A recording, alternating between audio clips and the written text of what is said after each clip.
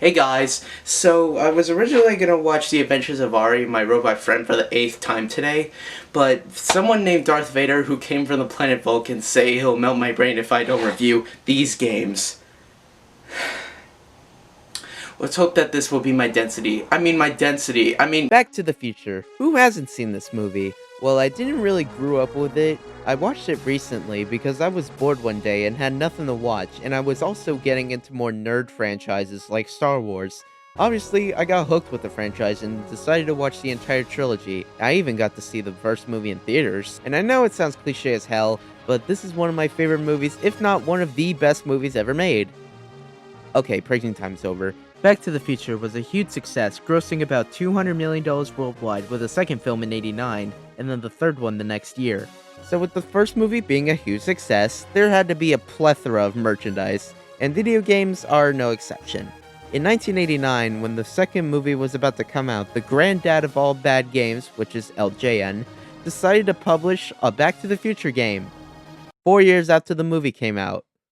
Nice one, guys. And then in 1990, with not just a standard sequel game based off the second movie, but also adding the third one for extra credit, I guess. While I'm not the first one to make a review of these games, because there's way too many of them, but I'm gonna do it kinda slightly different than the average quote-unquote mad gamer, so let's do it. Can't believe that I'm actually doing something Nintendo for once.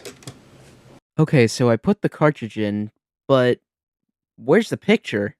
Oh, it's because I didn't do the traditional cartridge fix.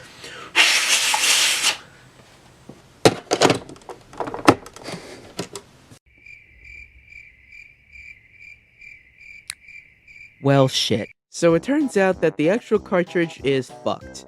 I tried testing the Retron with other games / other systems. Hell, even the next game I'm gonna review for this episode works. And that basically proves a point that this cartridge is fried.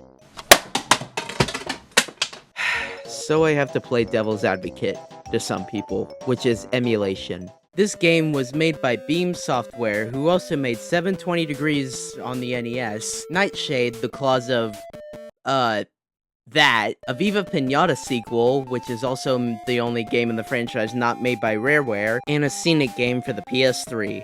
And that's all I know about the company. Once we get to the main menu, it's just as simplistic as it is, but that music. It's like they took Power of Love, but they didn't have the time to put in all the songs, so they said, fuck it. Even if I slow it down, it literally sounds like Power of Love. Here, take a listen.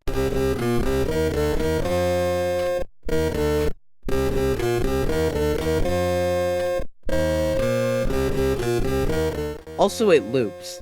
That's totally not gonna get annoying fast. After pressing start, we get a map with the locations that are notable from the movie, which is Lou's Cafe, the Hill Valley School, the Enchantment Under the Sea Dance, and then the Clock Tower. We get to the first level, and we play as Marty, or what I think is Marty, because it looks more like Eric Stoltz's version of Marty because of the black jacket. You're supposed to run away from bullies, which I'm assuming is Biff, hula hoop girls, bees, and people carrying glass while collecting clocks to make sure that you don't fade away from existence. And also, there's a time limit.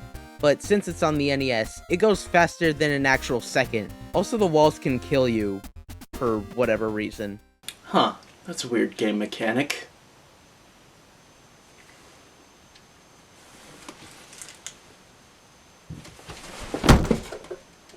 Also, when in the fuck did I get this jacket? You can also use bowling balls to throw at people, but I just don't use it, because it's as useful as its jumping mechanic, which is also useless. But the thing that pisses me off is that when you fall, the timer doesn't stop, just to fuck with you.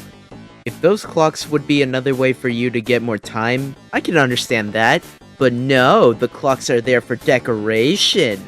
Also, there are so many fucking bees! They appear every half a second! Jesus, did someone in Hill Valley accidentally broke their beehive? Okay, somehow I survived all those bees and Biff clones. Now on to Lou's Cafe. The Lou's Cafe minigame is where you have to throw milkshakes at bullies and you need a specific amount of points to move on. So what is it then? 20? 25? No, 50. which sounds easy enough, but here's the thing. It's way too fucking difficult. The highest I could go is about 16. What's messed up is that you lose a life if you didn't get 50 points, but thank god it just brings you back to the last level, unlike most NES games that take you to the first level, which I still think is bullshit. I really tried, but those bullies, you have to be so precise at a certain angle when you're throwing those milkshakes. So I'm gonna do something that people also would find horrific, and that is good old cheating. After pressing random numbers from a book that I found on the internet, I finally got access to cheats. Even with cheats on, it's still hard. I could only get at least a 21, and within one non-consecutive hour, I finally got 50 points, and I finally moved on. After all that hassle, the next level is literally nothing special to this, other than that it's slightly harder, the background color is yellow, and there's more bees.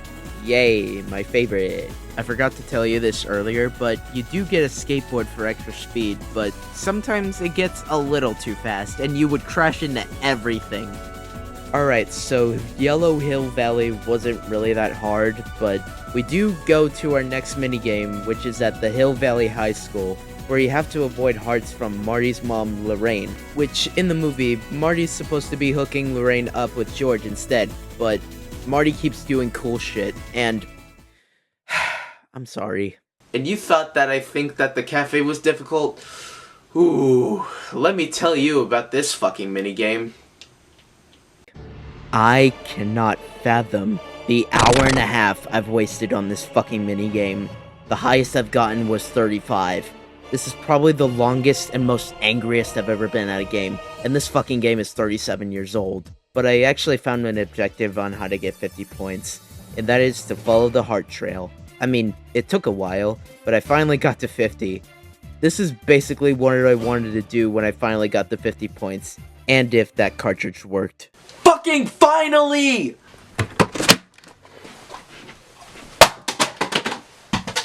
But really, I was like, fucking finally! Okay, after having a meltdown over a goddamn 37-year-old licensed NES game, the next color for the walking game is poop brown.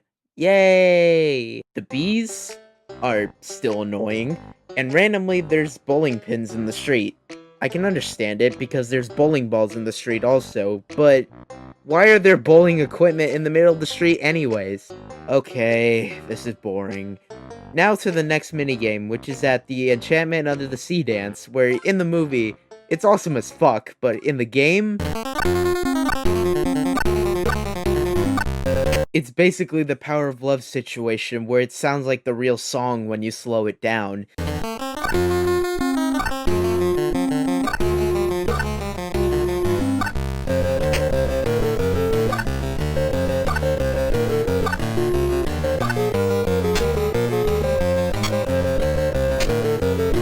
Even though they have the perfect tempo to make it 8-bit, but nope, you gotta hype up those kids, man, and make it fast. For this minigame, I wasn't really angry, I was more confused than angry. I was expecting more like the other minigames, until I saw a walkthrough on what the fuck you're supposed to do.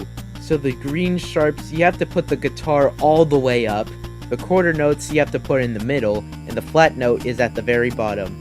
This is basically NES Guitar Hero, but except you don't press any real buttons, all you use is the D-pad.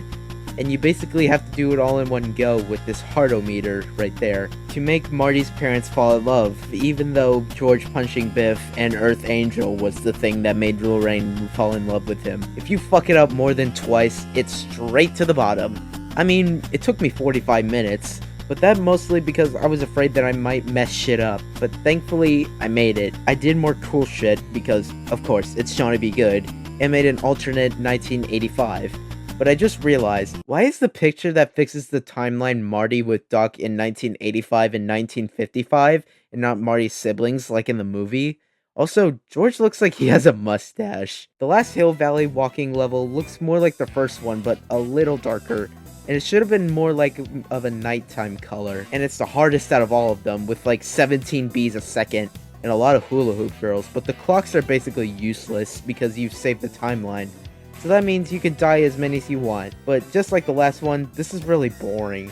So let's move on to the last minigame where you have to go back to the future. Trademark. After multiple hours of pain, anger, and patience, the DeLorean finally appears in the game, and you have to avoid lightning strikes, which doesn't make sense because the whole point for Marty to go back to 1985 without plutonium is to get the 1.21 gigawatts of electricity, which is a bolt of lightning. They literally say it in the movie. Marty, I'm sorry, but the only power source capable of generating 1.21 gigawatts of electricity is a bolt of lightning. What did you say? A bolt of lightning! Instead of pressing A to go, you press up on the D-pad, and those lightning bolts are distracting the shit out of me. And once I get to the electricity beam thing, it wasn't enough for me to go 88 miles per hour, and made me stay in 1955. What's fucked is that instead of, I don't know, sending me back to the last level, it sends you back to the title screen. Thank God for save stating, because if this was on a real NES, I would have killed myself. It took 6 tries, and finally, that was the end for Back to the Future for the NES. Fuck this song.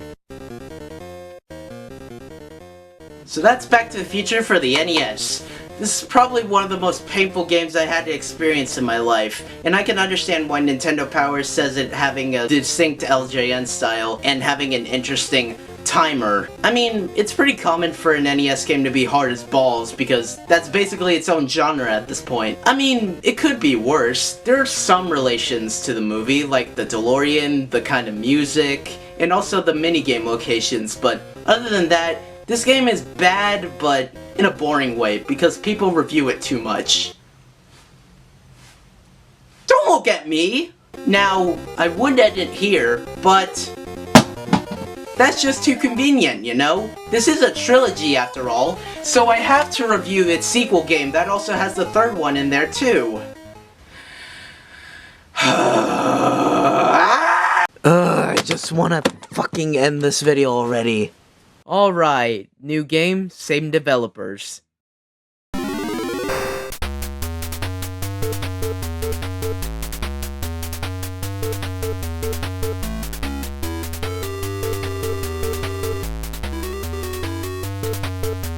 I mean, I do prefer Back in Time more than Power of Love, but damn, that's actually a really decent rendition for once. I mean, it's a little faster than usual, but the beat is still there, you know? The story is ripped right from the movie, where Future Biff finds a sports almanac and gives it to 1955 Biff so that he'll be filthy rich. And you have to stop him from making a dystopian 1985. Once we get to the actual game, it's a platformer, which is basically a breath of fresh air. So let's hope that this will be a decent game for once. Also, I found this cool hat from like a decade ago, for some reason. We start the game in the dystopian 1985, and I immediately went to the Biff bar, and what happened here? There's burgers, pizza, and beer, I'm assuming, and you have to collect them in 25 seconds, for real this time.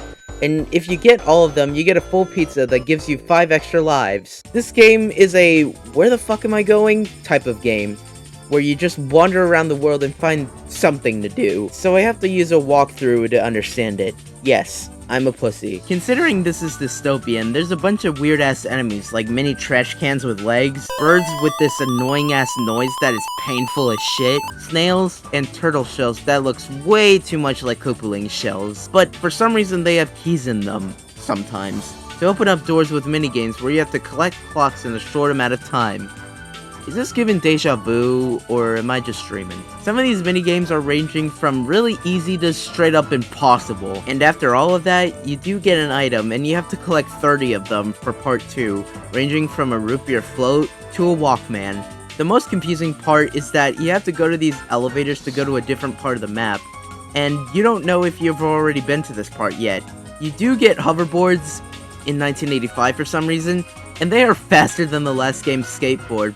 But randomly, they explode if you ride it too much. Yeah, there's nothing for me to comment on. All you do is just get keys, complete difficult-ass minigames, get items, and unscramble the words to understand what you got. When you lose all your lives, you do continue, but you lose all your keys and items. When you press select, you do get the amount of keys and items you have, but also 3 other things, but I mostly use the remote button, which brings the DeLorean.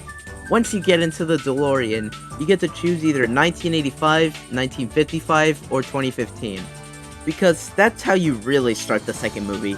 And yes, I have been using Game Genie again. Thank you for asking. Jesus, this game is boring to talk about, because there's basically nothing to do other than the main objective, but even then, it's so tedious. You literally have to look through everything to find something to do.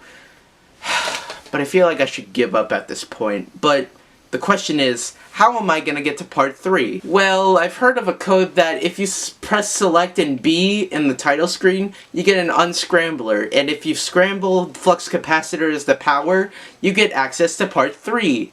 So let's just get into that, because patience is key on this show. The story starts with Marty burning the sports almanac, and that was the ending, until Doc's letter came from the Old West in 1875. Wait, 1875? Isn't the whole point of part 3 supposed to be set in 1885? In the last part, if you start the game or die, you get the DeLorean, but in this part, you arrive on a bird. I know this is a game, but how can a bird handle a full-on human? So part 3 is just part 2 with a different scenery, and also the items have been cut down from 30 to just 10, and that's way more doable. But other than that, it's still too difficult, with like 16 enemies at once, with scorpions, snakes, skunks, cowboys, and totally not racial stereotype Native Americans. The minigames are even more difficult in part 3. It's at that level of hard to the point where you actually need to be a scientist to understand this shit, all to get something like a bandana. Like, the last 3 minigames in total, it took me, no joke, 3.5 hours. Okay, the second one wasn't really that hard, but still! Also, I'm sorry to ruin your day, but I'm not playing this on the Retron. I'm still using the emulator. But thank fuck for the rewind feature. Okay, after 10 hours of actual hell, and another 4 or 5 hours from the last game, I'm finally fucking done. You get a cutscene, which is basically the ending to the third movie, where you hook the DeLorean to the train, and you go back to the future. This is basically the best part of the game. After it hits 88 miles per hour, that's the end for Back to the Future 2 and 3. Actually, fuck this game for reals. So that's the NES Back to the Future trilogy. While the first one, there are some parts that are enjoyable, but it's mostly a painful shit show. While the second one, this is one of the worst games I've ever played because of those confusing maze-like designs and jack shit to talk about that, to be honest, I kinda wish that this game never existed, but whatever. This is basically one of the most excruciating things I've ever done in my life, and I hope both of these games fucking die. But thank God we have better Back to the Future games, like the Telltale Games series and the LEGO Dimensions level that will eventually get its own game, right? And I'll probably watch the movies any day, except the third one. I don't really like the third one. But in the end, I kinda wanna go time traveling now, but I don't know how to drive.